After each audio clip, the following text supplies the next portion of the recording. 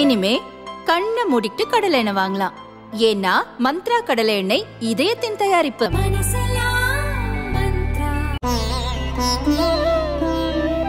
தினம்தோறும் விளக்கேற்ற நல்ல எண்ணெய் இதயம் நல்லெண்ணெய்.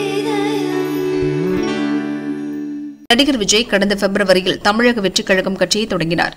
2026இல் சட்டசபை தேர்தலை சந்திக்க திட்டமிட்டுள்ள விஜய் அதற்கான கட்சி கட்டமைப்புகளை உருவாக்கி வருகிறார். கடந்த ஆண்டு 10, 12ஆம் வகுப்பு பொதுத் தேர்வுகளில் வெற்றி பெற்ற மாணவர்களை அழைத்து பாராட்டி பரிசுகள் வழங்கினார். அதேபோல் இந்த ஆண்டும் மாணவர்களை சந்திக்கப் போவதாக விஜய் அறிவித்துள்ளார்.